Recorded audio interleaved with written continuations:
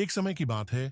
भारत के एक सुंदर गांव मायापुर में गोपाल नाम का एक युवा रहता था। गोपाल एक विनम्र और शांत स्वभाव का व्यक्ति था, लेकिन उसकी एक कमजोरी थी। वो बहुत शर्माती थी। छोटी से छोटी बात पर भी उसके चेहरे पर लज्जा के रंग भर जाते थे। क्या करण ने अपने जीवन में अनेक अवसर खो दिए थे। गोपाल को गांव के प्रमुख उस्ताद रामदीन के पास संगीत सीखने का मन था। रामदीन जी अपने तबला वादक के लिए प्रसिद्ध थे और उनके तबला के ताल से सारी दुनिया प्रभावित थी। लेकिन अपनी शर्म के कारण गोपाल कभी भी रामदीन जी के पास नहीं जा पाया। उससे हमेशा यह डर लगता था कि अगर उसने गलती की तो लोग उसकी हंसी उड़ाएंगे। एक दिन गांव में एक बड़ा मेला लगाने वाला था, जहां अनेक प्रसिद्ध कलाकार अपने कला का प्रदर्शन करने वाले थे। गोपाल को भी अपने गांव के लोगों के सामने तबला बजाने का अवसर मिला, लेकिन जैसा उसने इस बारे में सुना, उसका मन शर्म और भय से भर गया। उसने सोचा, मेरे जैसा लज्जित और शर्मीला व्यक्ति क्या तबला बजाएगा, सब मेरी हंसी उड़ाएंगे।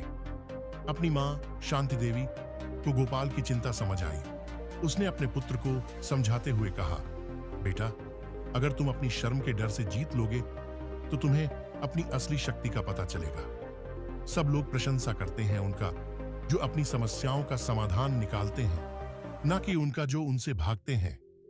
गोपाल ने मां की बातें गहरी से सुनी और सोचा, शायद मां सही कह रही हैं। अगर मैं अपने भय को समान करूं तो शायद मैं अपनी शक्तियों को पहचान पाऊंगा।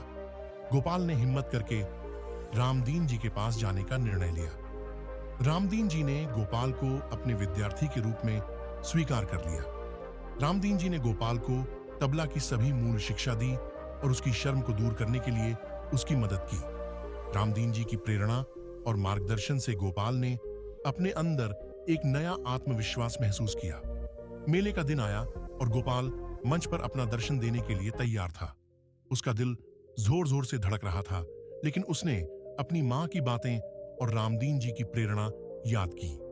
जैसा ही उसने तबला पर पहला ताल छेड़ा, उसके अंदर एक अलग ही ऊर्जा आ गई। उसका प्रदर्शन इतना प्रभावशाली था कि सब लोग वाह वाह करने लगे।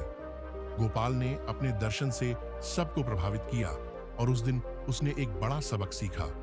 शर्म और भय को जीतने से ही अपनी असली शक्ति की पहचान हो सकती है।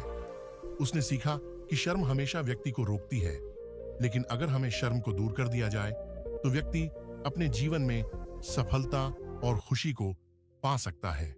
इस कहानी से गोपाल ने न केवल अपने जीवन में सफलता पाई, बल्कि अपने गांव के अन्य लोगों के लिए भी प्रेरणा का स्रोत बन गया। गांव के अन्य लोगों ने भी गोपाल की कहानी से प्रेरणा लेकर अपने जीवन में नए अवसर खोजना शुरू किया और अपने भय और शर्म को जीतना सीखा। यही सच है कि शर्म और भय को भूल जाने से हम अपने जीवन के असली मूल्य को समझ सकते हैं और अपनी यथार्थ शक्तियों को पहचान सकते हैं।